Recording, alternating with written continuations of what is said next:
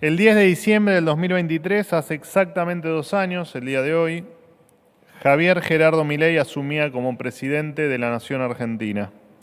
Ese día, desde las escalinatas del Congreso Nacional, el presidente expresaba: hoy damos por terminada una larga y triste historia de decadencia y declive y comenzamos el camino de la reconstrucción de nuestro país. Para tomar dimensión de aquel momento bisagra, vale la pena recordar algunos datos que ilustran la triste herencia kirchnerista, o sea, el país con el que nos encontramos el 10 de diciembre de aquel año. La inflación era del 211% anual, la más alta del mundo en ese momento. Más de 6 de cada 10 niños estaban debajo de la línea de pobreza. El déficit era de 15 puntos del producto, ya lo dijimos varias veces, 10 puntos en el BCRA y 5 puntos en el Tesoro de la Nación. Hubo 8.239 piquetes en ese año. Recordamos todos, la 9 de julio era un buen símbolo de que no se podía transitar libremente en la República Argentina. Y 22 asesinatos cada 100.000 habitantes en Rosario, una tasa 5 veces mayor a la del resto del país. Argentina en aquel momento era tierra arrasada. La política había dejado de estar al servicio de las personas y las personas pasaron a ser mano de obra de la política. El Estado presente, tan aludido por el kirchnerismo, no se veía en más seguridad, ni en mejor educación, ni en mejores servicios públicos. El Estado presente era un Estado al servicio de la clase política, un botín del que servirse a costa de todos los pagadores de impuestos. A tal punto llegó la impunidad de la casta política que llegaron a mofarse de los argentinos de bien. Revoleaban bolsos, hicieron vacunatorios VIP, liberaron presos, organizaron fiestas durante la pandemia mientras la gente no podía despedirse de sus familiares, querían cuidar a los enfermos en las camas cuchetas de Baradel y anunciaban los datos del COVID con la payasa Filomena. Llegaron a la mesa contra el hambre, o a la mesa del hambre en autos de lujo, se beneficiaron de la obra pública y los seguros del Estado, mandaban a sindicalistas a controlar precios, midiendo el tamaño de las góndolas con un metro. En el contexto de la invasión ucrania, el presidente Fernández anunciaba el inicio de la guerra contra la inflación, combatían la violencia de género inaugurando bancos rojos, impusieron el lenguaje inclusivo para todos los documentos del Estado, inauguraban hospitales sin insumos, gastaban el dinero de los contribuyentes en bubucelas, geles íntimos y penes de madera, regalaron bicicletas y viajes de egresados, pusieron como canciller a un funcionario que mostró severas dificultades en el uso del idioma inglés, salieron a Irán, Cuba, Nicaragua y condecoraron al dictador Maduro y hasta navegaban en yates en el Mediterráneo mientras la vida de los argentinos empeoraba cada vez más. Esa era la Argentina con la que nos encontramos el 10 de diciembre de 2023. Una Argentina pobre, caótica e insegura donde el ciudadano promedio no tenía forma de prosperar. Por eso, la reconstrucción, a la que aludía el presidente, se ancló en 3 mandatos esenciales, condición necesaria para que la gente pueda ejercer su libertad y progresar. 1, pulverizar el déficit fiscal y la inflación. 2, garantizar el orden público y de forma más extendida el orden en cada área de gestión. Y 3, sacarle el peso del Estado a los argentinos, conocido popularmente esto como Plan Motosierra. El objetivo final de esta reconstrucción es que los argentinos recuperen su libertad de emprender, de trabajar, de estudiar y de formar una familia, su libertad de formar su proyecto de vida acá, en la Argentina, y de construir el futuro que siempre quisieron. Pasados estos 2 años, el primer eje, pulverizar el déficit fiscal y la inflación, muestra cifras contundentes. Estos 2 años, Argentina alcanzó un superávit primario del 1.8% el año pasado y del 1.5% este año, siendo así la primera vez en 124 años que el país tiene 2 años de superávit fiscal, por supuesto libre de default. La inflación, que corría al 1.5% diario en diciembre del 2023, hoy corre al 2% mensual y acumula en el año una variación del 24,8% frente al 211% anual previo al comienzo de nuestra actual gestión. El cepo cambiario no existe más desde abril del 2025. Fue una aberración confiscatoria que jamás debió haber existido y que en la Argentina kirchnerista quisieron vendernos como una solución definitiva. Así como el dólar soja, el dólar Coldplay, el dólar Qatar y algunos de los otros derivos de la Argentina populista. Hemos vuelto a la normalidad. La deuda pública consolidada disminuyó 50.000 millones de dólares, lo que convirtió a este gobierno en el primero en desendeudar al país en décadas, por lo que no hay nueva deuda. Le recordamos al gobernador de la provincia de Buenos Aires que sin déficit no hay nueva deuda. Producto de la solidez macroeconómica, el riesgo país hoy se ubica en torno a los 634 puntos básicos y Argentina volvió al mercado de capitales, un hito importante en el camino hacia una economía normal. Como consecuencia del orden económico y principalmente de la baja de la inflación, la pobreza pasó del 52,9% al 31,6% según el INDEC, que dicho sea de paso es un organismo autárquico y que mantiene al mismo director, a su mismo titular, desde el gobierno anterior. El salario formal privado, que se ubicaba en torno a los $300 cuando asumió el presidente, hoy se ubica en los $1.100 y los jubilados, que durante el gobierno de Alberto Fernández habían perdido el 40% de su poder adquisitivo, hoy actualizan mensualmente acorde a la inflación. La actividad económica, que en el cuarto trimestre del 2023 había caído un 1.4% del producto, creció 7,2% desde diciembre de 2023 hasta el último dato de septiembre de este año, que es por supuesto el último dato conocido.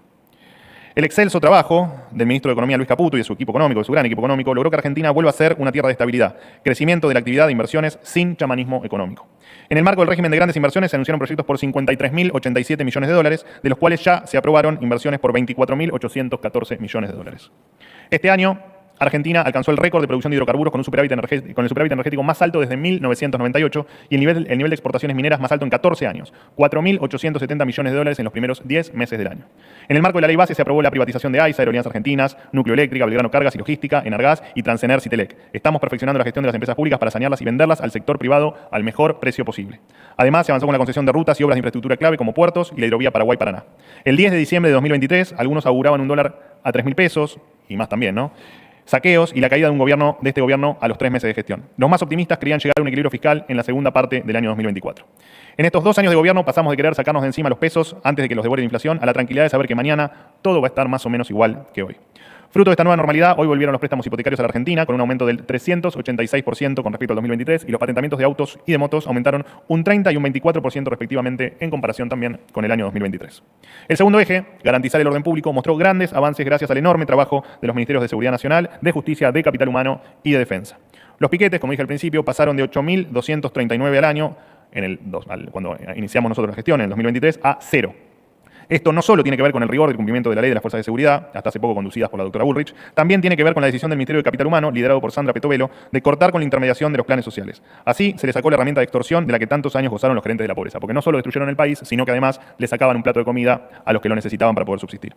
Garantizar el orden público implica también poner fin a la barbarie del crimen y de la delincuencia. Las políticas garantistas de los últimos 20 años han hecho de la Argentina un verdadero baño de sangre. Los delincuentes caminaban libres por las calles, mientras los argentinos de bien se veían obligados a encerrarse tras las rejas en sus hogares. Gracias a la doctrina Bullrich, los homicidios bajaron un 11,5% en 2024 y se alcanzó la cifra más baja de los últimos 25 años, del último cuarto de siglo. La lucha contra el crimen organizado se vio reflejada en el récord de incautación de drogas que en los últimos 2 años alcanzó los 80.000 kilos, récord en la historia del país. Para que haya ley y orden en Argentina es fundamental que los delincuentes paguen por el daño que cometieron. Se sancionó la ley de reiterancia para dar un paso más hacia terminar con la puerta giratoria. El otro paso será el de la reforma del Código Penal. Y también se sancionó la ley antimafias para desarticular las bandas criminales y que todos sus miembros reciban la pena máxima. Un gran trabajo en conjunto entre el Ministerio de Seguridad y el Ministerio de Justicia. Además, se aprobó la ley de juicio en ausencia que permitirá juzgar a terroristas prófugos y avanzar en causas históricas como el atentado a la AMIA, que lleva 31 años de impunidad. Para acelerar los tiempos de la justicia se implementó el sistema acusatorio en 16 provincias. Ya está vigente en el 65% del país y para 2027 lo estará en todo el territorio nacional. Con este nuevo sistema se lograron condenas en tiempo récord cuando antes había juicios que demoraban años. Las Fuerzas Armadas también son un elemento clave en la seguridad nacional. Durante años soportaron el maltrato y la humillación de los gobiernos de turno, un destrato que se vio reflejado en su falta de financiamiento y en la falta de reconocimiento hacia ellos. El Ministerio de Defensa, conducido estos 2 años por el Dr. Petri, decidió comprar 24 aviones F-16, la compra más importante de equipamiento militar de los últimos 40 años. Se trata de aviones con velocidad supersónica. También se incorporaron 4 blindados Stryker y 10 tanques TAM modernizados. Se llevó a cabo el Plan Roca para cuidar la frontera norte y noroeste del país, con el objetivo de reforzar la vigilancia y el control terrestre. Además, junto con Capital Humano, se implementó un nuevo servicio militar voluntario para aquellos jóvenes entre 18 y 28 años que desean servir a la patria. Funciona un programa educativo de capacitación para que todo soldado voluntario pueda completar su educación obligatoria. Y por primera vez desde 1983, el nuevo ministro de Defensa, el teniente general Presti, tiene una intachable trayectoria militar. Ese orden no solo estuvo presente en el ámbito de seguridad nacional y defensa, sino en todas las áreas del Estado. En materia de salud, estamos reordenando un sistema en crisis desde hace más de 20 años. Las provincias volvieron a asumir su responsabilidad en la atención directa y desde Nación se cumple el rol de rector, tal como lo dicta la Constitución Nacional. Como lo dijimos del primer día, la plata está dentro del sistema de salud. Solo se trata de gestionar y administrar con eficiencia y terminar con las intermediaciones. Esto nos permitió invertir casi 30.000 millones de pesos en equipamientos y obras en el Hospital Garrahan y otorgarle un aumento histórico del 61% al personal. Además, se implementó el sistema de receta electrónica, se amplió el listado de medicamentos de venta libre para fomentar la competencia y bajar precios y se eliminaron trabas burocráticas que encarecían los tratamientos. También se dispuso que los médicos formados en Argentina tengan prioridad en las residencias médicas y se puso en marcha el primer laboratorio de bioseguridad nivel 4 en América Latina. En estos 2 años la salud dejó de ser una caja negra. Se puso fin a los curros legales y con intermediaciones innecesarias que absorbían recursos sin mejorar la calidad del sistema. El sistema de salud volvió a estar al servicio de quienes lo necesitan y de quienes lo sostienen todos los días. Son datos que reflejan la hipocresía de quienes manchan en nombre de la salud, mientras le deben plata a los hospitales que dicen defender. En materia de educación, con la aprobación de las 24 jurisdicciones responsables de implementar, por supuesto, la política educativa, se lanzó el Plan Nacional de Alfabetización y se acordaron 190 días de clase para el año 2026, al tiempo de disponer de un mínimo de horas de dictado de clases. 760 horas reloj para primaria, 900 para secundaria y 570 horas para nivel inicial. Se llevaron adelante las pruebas a aprender que miden el aprendizaje de los estudiantes de sexto grado en lengua y matemática. Además, implementaron los vouchers educativos que alcanzó en el último año a 504.808 estudiantes de 365.961 familias. En materia de bienes del Estado, cumpliendo la ley y respetando la normativa urbana, el Estado deja atrás décadas de desuso y despilfarro. Los activos improductivos vuelven a generar valor. La gestión ya acumula 321.915.200 dólares en subastas transparentes. Además, aprovecho para anunciarles que el AVE subastará una Ferrari F430 decomisada en una causa de narcotráfico y lavado de activos. El valor base fijado por la justicia es de 182.277 dólares. Nada de lo que deba estar en manos del privado permanecerá en manos del Estado. Después de esto hay fotos, después se las vamos a enviar con todo el detalle del origen y de los datos, por supuesto, del vehículo. De todas maneras va a estar en la página de AVE. En materia de relaciones exteriores, Argentina dejó atrás el alineamiento con regímenes autoritarios y narcodictaduras para volver a alinearse con democracias liberales de Occidente. El presidente Milei mantuvo encuentros con líderes internacionales como el presidente estadounidense Donald Trump, el presidente israelí, el primer ministro ministro israelí y la presidenta del Consejo de Ministros de Italia, entre otros. El fortalecimiento de las relaciones bilaterales con Estados Unidos e Israel, dos socios estratégicos que comparten los valores de la libertad y la propiedad privada, derivó en un contundente respaldo de los organismos multilaterales de crédito y el Tesoro de los Estados Unidos, además de los múltiples encuentros del presidente con empresarios y autoridades norteamericanas de la JP Morgan, Amazon, Visa, Paramount, Chevron, etc. En este contexto, la Argentina inició el proceso para ingresar al programa de exención de visas que, en caso de que culmine exitosamente, permitirá que los argentinos puedan viajar al país norteamericano sin visado. También se acordó un marco para un acuerdo que profundice la cooperación bilateral en materia de comercio e inversión con Estados Unidos. El acuerdo va a crear condiciones necesarias para incrementar las inversiones del país norteamericano en la Argentina y a permitir que los productos argentinos entren con más facilidad al mercado más grande del mundo. El inicio de este proceso no es un hecho aislado, es el símbolo de la confianza internacional que recuperó la Argentina en muy poco tiempo y el objetivo central de cada viaje que hace el presidente, que no es ni más ni menos que obtener beneficios para los argentinos. Además, este gobierno reactivó el proceso de adhesión a la OCDE, la Organización para la Cooperación y el Desarrollo Económico, que estaba estancado, y avanzó en el Tratado de Libre Comercio entre los países que integran el Mercosur, Argentina, Brasil, Paraguay y Uruguay, y los de la EFTA, Islandia, Liechtenstein, Noruega y Suiza. El tercer eje, que se logró como nunca antes en la historia, sacarle el peso del Estado a los argentinos. Desde el comienzo de la gestión se recortó todo el gasto superfluo, se puso fin a los privilegios de la política, se cerraron ministerios, se eliminaron cerca de 100 secretarías y subsecretarías, junto con más de 200 áreas con funciones duplicadas y obsoletas. La planta estatal se redujo en 59.924 empleados, se eliminaron los cargos hereditarios en AFIP, el Banco Central, el Banco Nación y ANSES. Durante mucho tiempo, la pauta oficial fue un elemento de coacción de la política disfrazada de publicidad del gobierno. Hoy, la pauta oficial es cero y se ha eliminado, de hecho lo he hecho yo en primera persona, se ha eliminado la Dirección Nacional de Publicidad Oficial, que es quien ejecutaba estos presupuestos de pauta. Se derogó la ley de alquileres, como resultado aumentó la oferta y bajaron los precios. Por primera vez, las facultades delegadas se utilizaron para reducir el peso del Estado y disminuir impuestos. Los 65 decretos delegados que se promulgaron implicaron un ahorro de 2.000 millones de dólares anuales en gastos. Entre otras cosas, se disolvieron 30 fondos fiduciarios que funcionaban como cajas políticas y se eliminó el INADI con 430 empleados y millones de pesos en alquileres de edificios. También se eliminaron los privilegios de la casta aeronáutica y se puso en marcha una política de cielos abiertos con nuevas líneas, más rutas aéreas y mayor conectividad. Se terminó con el monopolio de la SUBE y se incorporaron nuevos medios de pago en el transporte público. Para terminar con las trampas de siempre, se implementó la boleta única a nivel nacional en las últimas elecciones del 26 de octubre, y los resultados fueron más que satisfactorios. En total, se eliminaron más de 1.000 normas y se abrieron más de 50 mercados que antes estaban cerrados por las asfixiantes regulaciones. Gracias a la reducción del gasto público y el equilibrio fiscal, se redujeron impuestos. Entre ellos, se eliminó el impuesto país, se eliminaron retenciones a las economías regionales, se redujeron retenciones a las cadenas de granos y sus subproductos, se redujeron impuestos internos a autos y motos, y a partir de enero del 2026 habrá 0% de aranceles a los celulares y otros productos electrónicos, y se eliminarán las retenciones al petróleo convencional. Luego de haber repasado los 3 mandatos sobre los que trabajó el gobierno en estos primeros 2 años de gestión, quiero agradecer el esfuerzo de todos los ministros del gabinete y de cada uno de sus equipos técnicos. Estos logros fueron posibles no solo gracias al inequívoco rumbo trazado por el presidente de la Nación, Javier Milei, desde el inicio de la gestión, sino también al ingenio, la perseverancia y la convicción de cada persona que trabajó día y noche para hacer realidad cada uno de estos objetivos. Por eso, quiero agradecer especialmente al ministro Luis Caputo y su equipo económico, que asumieron sus roles con una economía a punto de estallar por los aires y la llevaron a una situación de estabilidad. Quiero agradecer a la ex ministra Patricia Bullrich por su coraje para enfrentar las mafias e impulsar una doctrina de seguridad que ahora será continuada por la flamante ministra Alejandra Monteoliva. Al ex ministro Luis Petri, que ponderó a unas Fuerzas Armadas que habían sido maltratadas y humilladas, cuyo reemplazante será nada más ni nada menos que un militar de carrera, como lo es el teniente general Presti. Le quiero agradecer también a la ministra Sandra Petroelo por su inclaudicable lucha contra el clientelismo político y los gerentes de la pobreza, por volver a poner a la educación de los chicos en un plano protagónico y por ser la primera ministra de la historia argentina en impulsar el capital humano como una reforma completa de la política social, la educación y el trabajo. Le quiero agradecer también al ministro Federico Sturzenegger por su riguroso trabajo para liberar a los argentinos del peso de la burocracia estatal. Al ministro Mario Lugones, al ministro de Salud, por ordenar un sistema de salud que venía de décadas de decadencia. Al ministro Cunio Libarona, por agilizar los tiempos de la justicia y poner en plano de igualdad a todos frente a la ley. Al ministro del Interior, a Diego Santilli, con quien trabajamos codo a codo en el diálogo con los gobernadores en esta nueva etapa. Al canciller Pablo Kirno, quien primero se desempeñó como secretario de Finanzas y ahora, desde las Relaciones Exteriores, es uno de los arquitectos del acuerdo comercial con los Estados Unidos.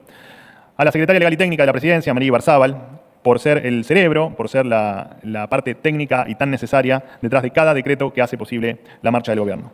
Y también un especial agradecimiento a todos los funcionarios que han pasado por este gobierno y que ya no están y que hoy, continuando sus destinos en otros lados, han colaborado y han dejado su huella en estos 2 años de gestión. También agradecerle fundamentalmente a cada uno de los argentinos que quieren un país mejor, a los que quieren que sus hijos puedan progresar en la Argentina. Ellos, más que nadie, son los que sostienen el rumbo del gobierno y permitieron hacer realidad todos estos logros recién enumerados. En diciembre de 2023, Argentina estaba sumida en una crisis terminal, cuyo destino inevitable era la desaparición. El acompañamiento de todos ustedes fue fundamental para salvaguardar los destinos de la nación. Hoy vemos el futuro como una oportunidad y abrazamos una verdad básica. Un país está bien gobernado si y solo si sus ciudadanos pueden vivir en libertad y buscar prosperidad. Ese es el mejor legado que le podemos dejar a nuestros hijos y a las futuras generaciones. El presidente de la Nación, Javier Milei, asumió la primera magistratura de la Nación bajo un lema que explicaba la causa del problema argentino. Una Argentina distinta es imposible con los mismos de siempre. Desde ese momento, la Argentina emprendió un camino sin gradualismos para pulverizar la inflación, recuperar el orden y el prestigio internacional. Cualquier otro ser humano hubiese optado por el camino fácil, aliarse con los responsables del fracaso para mantener el status quo. Eso solo hubiera estirado la agonía de la destrucción del país. Argentina tuvo y tiene un presidente que prefiere decir una verdad incómoda a una mentira confortable. Eso me parece que ya todos somos conscientes de ello. Un presidente que asume sus compromisos y los cumple. Un presidente que por encima de cualquier cosa pone a los argentinos. Estos tres mandatos, pulverizar el déficit fiscal y la inflación, garantizar el orden público y sacar el peso del Estado a los argentinos, ingresan en una nueva etapa caracterizada por, en primer lugar, salir de la terapia intensiva en la que nos dejó la larga y triste noche kirchnerista y después de décadas crecer de forma sostenida. En segundo lugar, convertir las medidas que hemos implementado en políticas de Estado que perduren más allá de nuestro gobierno. Esto es, precisamente, lo que buscamos tallar en piedra con las reformas que se discutirán ahora en sesiones extraordinarias. En primer lugar, aprobar un presupuesto con regla fiscal y déficit cero, que esperamos sea el primero de una larga lista de aquí al futuro. El compromiso nacional por la estabilidad fiscal y monetaria, que impondrá el déficit cero para la sanción de presupuestos futuros y penalizará la emisión monetaria. La ley de inocencia fiscal, para blindar al ciudadano de bien que ahorró y asegurarle la posibilidad de formalizar ese ahorro sin que el fisco lo esté persiguiendo.